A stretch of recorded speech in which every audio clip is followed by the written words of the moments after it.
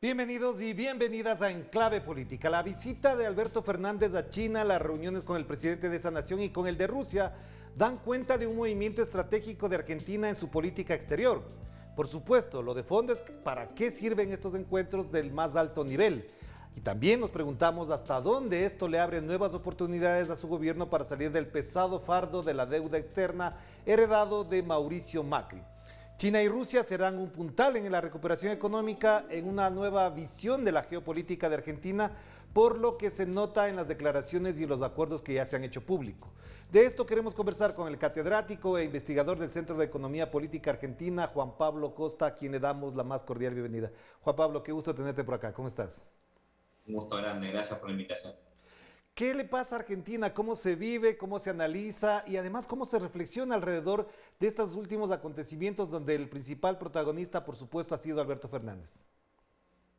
No, a ver, yo creo que lo que el presidente de alguna forma ha manifestado, o por lo menos lo que se ha visto también a través de sus acciones de gobierno durante este último tiempo, es la apuesta a un fuerte multilateralismo, y además a una agenda muy cargada también en el plano internacional, porque recordemos la Argentina fue elegida en la presidencia de la CELAC hace muy poquito tiempo, y combinado a eso ha tenido gestiones muy intensas en los Estados Unidos para intentar acercar posiciones en la negociación que todavía está en curso con el Fondo Monetario, dado obviamente el peso importantísimo que tienen los Estados Unidos en ese organismo, y al mismo tiempo apostando a ampliar las relaciones políticas y las relaciones económicas del país y fortalecer lazos con otros sectores, como el caso de la República Popular China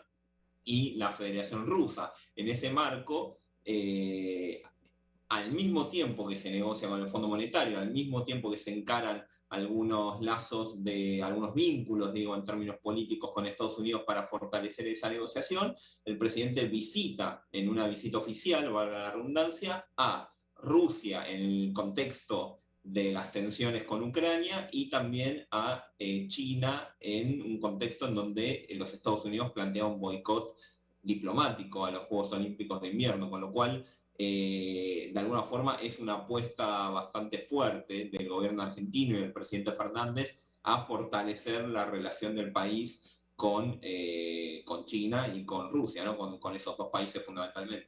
Claro, Juan Pablo, pero tú acabas de mencionar algo que es muy importante y que parecería normal, debería ser normal, que es el multilateralismo, porque así se piensa la lógica tradicional y digamos en tiempos normales esto no estaría mal visto, pero evidentemente lo que pasa en Rusia que acabas de mencionar, lo que pasa en China con respecto a Estados Unidos, no estaría generando digamos una tensión con Estados Unidos en este continente y al mismo tiempo con sus aliados, por supuesto en América Latina, el propio Brasil. ¿Hasta dónde esto le puede crear ese nivel de tensiones o por el contrario es la lógica natural que debería seguir y ser el devenir de cualquier país? No, las dos son correctas, es decir, es la lógica natural, es cierto, es decir, los intereses nacionales, los intereses de la Argentina en este caso, están vinculados a esta apuesta, es decir, no solo la Argentina tiene obviamente vínculos con Estados Unidos como todos los países, me refiero a vínculos comerciales, pero en el caso de la Argentina con China, la relación bilateral en términos comerciales es muy fuerte. China ya es el segundo socio comercial de la Argentina, muy cerca del primer socio comercial que es Brasil, ¿sí? Con lo cual, digo, en términos comerciales no es nueva esta relación, de alguna forma se intensifica, ¿no? Se profundiza, porque el presidente en el marco de la gira en China anunció la incorporación de la Argentina en la Ruta de la Seda, en la llamada Ruta de la Seda, el ambicioso programa de desarrollo de infraestructura chino, y anunció también inversiones por más de 23.000 millones de dólares de empresas chinas en la Argentina vinculadas a fundamentalmente infraestructura. Y además se anunció el desembarco del gigante tecnológico Xiaomi en la Argentina, que no solo va a vender sus productos de manera oficial, sino que los va a fabricar también, por lo menos una parte, en Tierra del Fuego, en una de las provincias de Argentina. Con lo cual, evidentemente, hay un interés de profundizar esa relación. Ahora, la pregunta es si esto puede perjudicar la relación política de la Argentina con los Estados Unidos. Yo creería que no tanto. Obviamente puede generar rispideces, pero de alguna forma también es demostrar a los Estados Unidos que la Argentina no está absolutamente subordinada, ¿sí? Y que tiene un juego político propio, por así decirlo, y que por lo tanto, bueno, las relaciones políticas en todo caso se harán de manera un poco más simétrica, ¿sí? Y no de forma tan subordinada.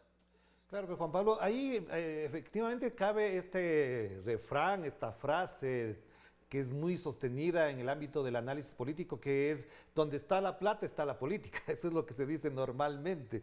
Y en esta lógica, efectivamente, donde está la plata en este momento, las inversiones están en China, es desde China hacia China, y por lo tanto esta relación se debería como muy pragmática. Pero al mismo tiempo, ¿hasta dónde, por ejemplo, esto se podría generar en la misma lógica que en su momento funcionó los BIRC? Es decir, toda esta alianza comercial, económica, productiva que mantuvieron durante largo tiempo, y que después de la salida de Lula y la destitución de Dilma Rousseff se diluyó para América Latina. ¿Crees que efectivamente colocaría a Argentina en ese lugar abandonado prácticamente por Brasil en términos políticos, quiero decir?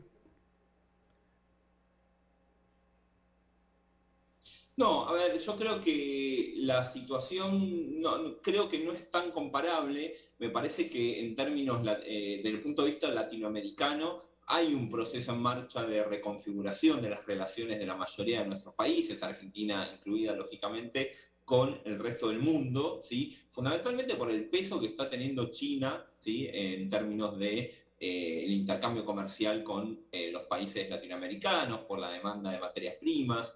En ese marco, de hecho, por ejemplo, el Mercosur, que es uno de los principales bloques económicos, o quizás podríamos hasta decir el principal latinoamericano, está sumido en una parálisis muy vinculado, obviamente, a los cambios de administración en Brasil y en la Argentina, ¿sí? Porque tanto la administración de Bolsonaro, que es la actual de Brasil, como la anterior de la Argentina, de Mauricio Macri, bueno, de alguna forma no apostaban al Mercosur porque apostaban a dar relaciones más de libre comercio, ¿sí? De acuerdos de libre comercio con el resto de las zonas, por ejemplo, con la Unión Europea. Con lo cual me parece que hay un proceso de reconfiguración y sí creo que en ese marco, Latinoamérica, los países latinoamericanos, tenemos el desafío de intentar de alguna forma volver a rearticularnos entre nosotros, incluso digo en términos económicos, obviamente políticos, pero digo también económicos, para poder no solo negociar, sino vincularnos con estos nuevos polos, ¿sí?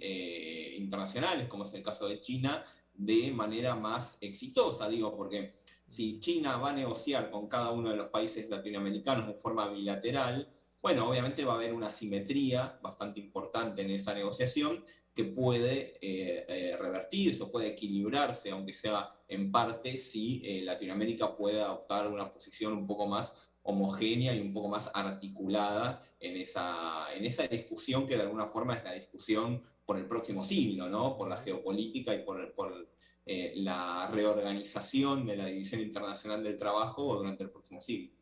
Juan Pablo, y entonces para cerrar esta primera parte, ¿hasta dónde cambia la lógica incluso de orden productiva, de inversión y comercial de Argentina con una llegada de esa magnitud? Mencionabas la cantidad, miles de millones de dólares, más de 20.000 millones de dólares de inversiones en sectores estratégicos para la lógica comercial y productiva de Argentina. ¿Esto le modifica, le crea resistencias o hasta dónde hay una apertura para que no importa de dónde venga, pero que venga la plata para generar empleo?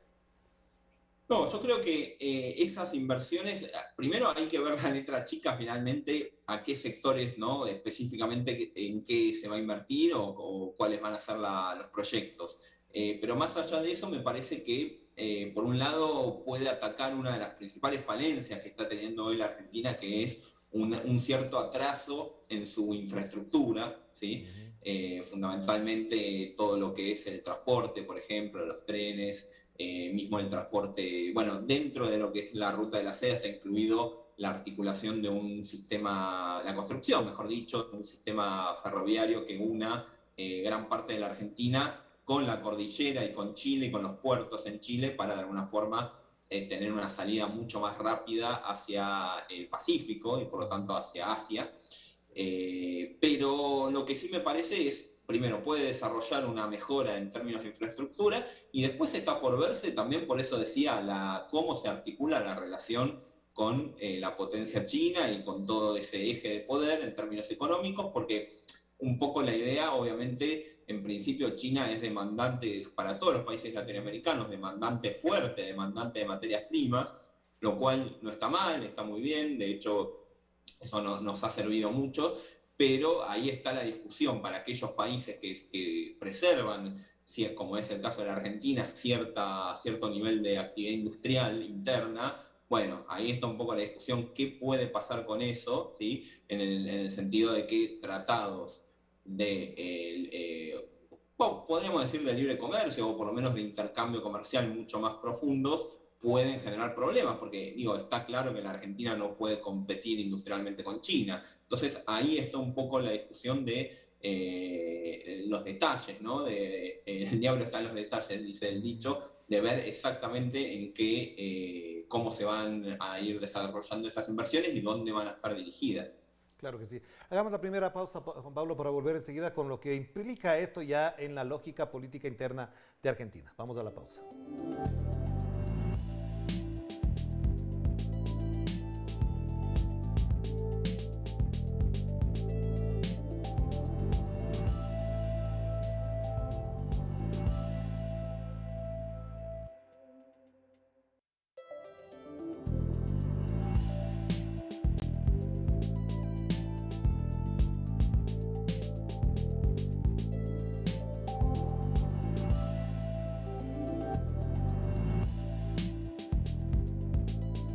Estamos de vuelta aquí en Clave Política y seguimos conversando con Juan Pablo Costa. Le preguntamos a él allá en Argentina el impacto que ha tenido esto y de qué manera esto puede significar, digamos, una modificación en la correlación de fuerzas políticas, tomando en cuenta que, por ejemplo, después del acuerdo con el Fondo Monetario Internacional, nada más y nada menos que le renunció el jefe de la bancada del Frente de Todos en el Parlamento argentino. ¿Qué implica esto para la política interna de Argentina?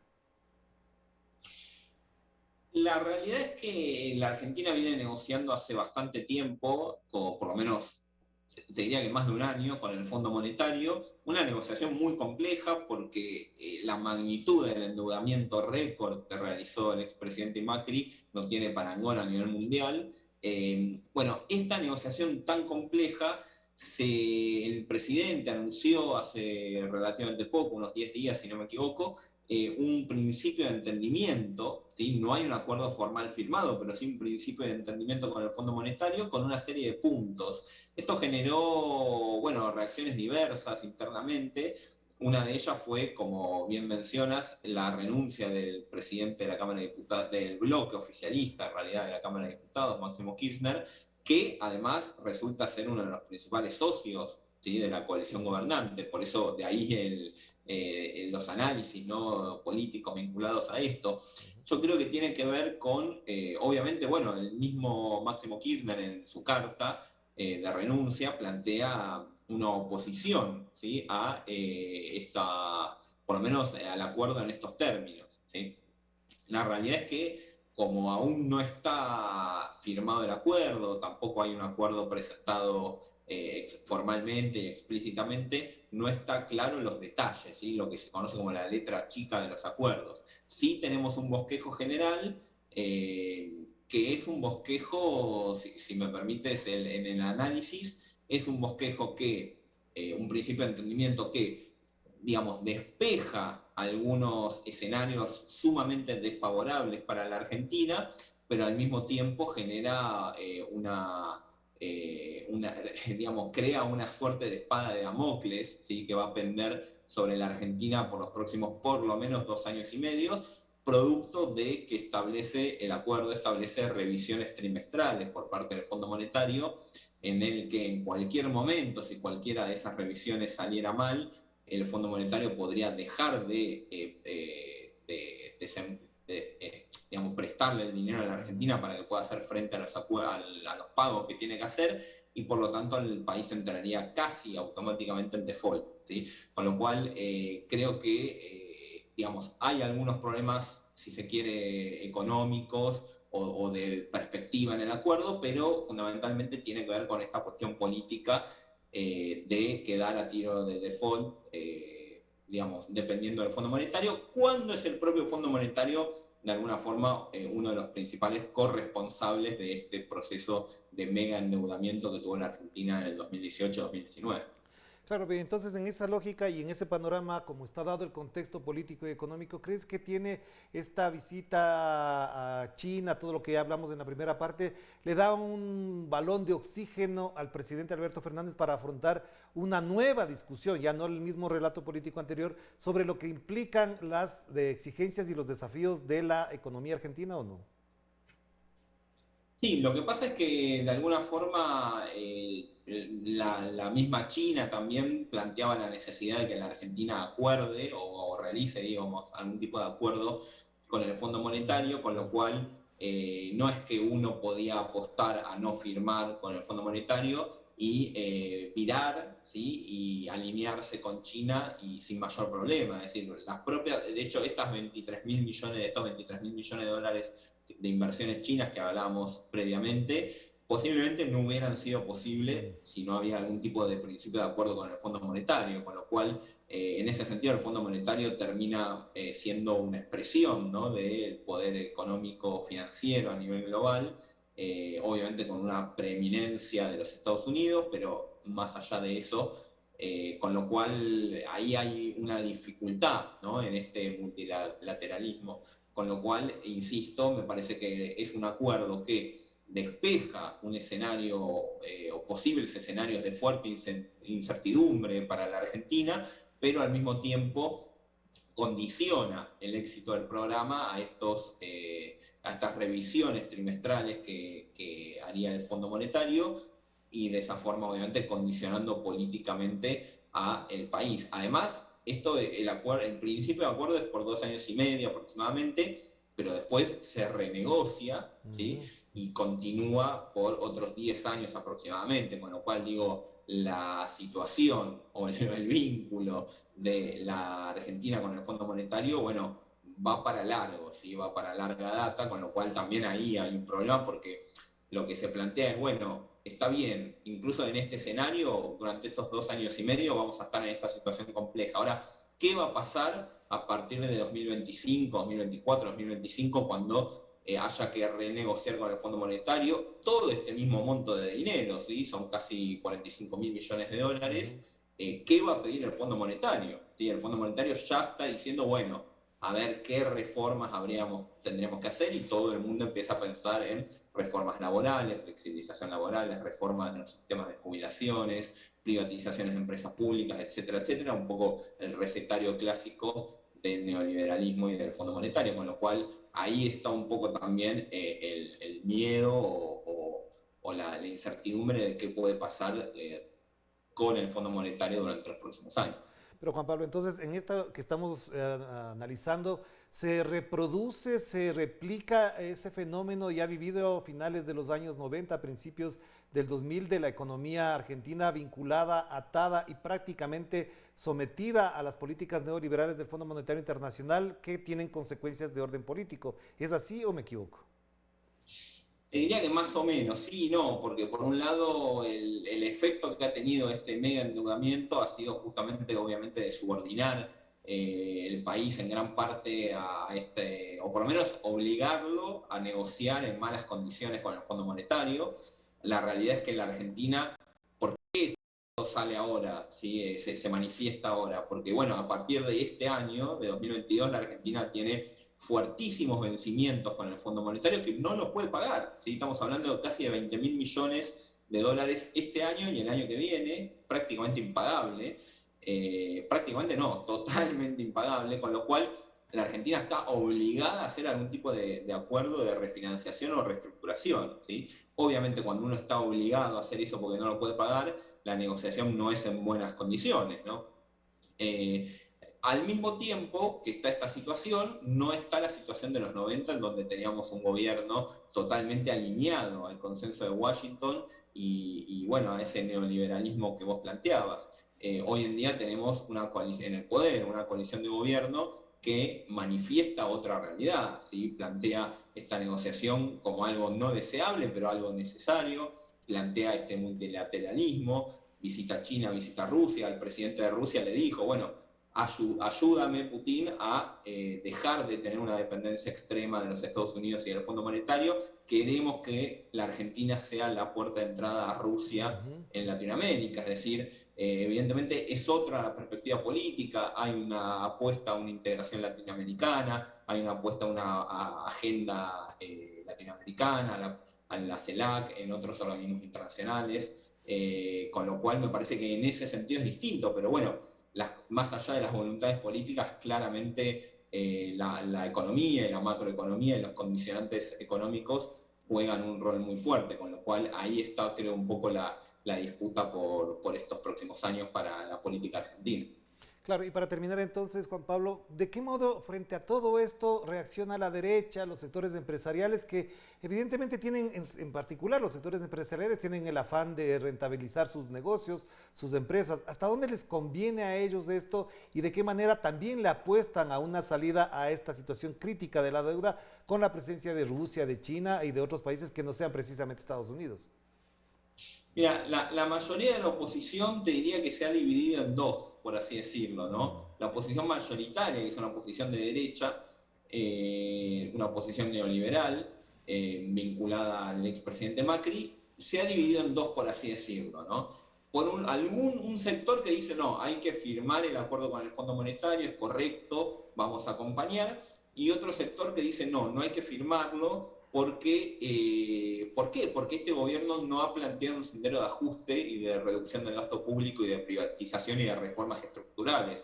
Esto, de hecho, es cierto, es decir, en el acuerdo, en el principio de acuerdo que se anunció, no está estipulado, y esto me parece algo muy positivo, no está estipulado ningún tipo de reforma estructural. Esta es otra diferencia con los 90 también, ¿sí? No hay estipulado ninguna privatización, no hay estipulado fuertes reducciones del gasto público.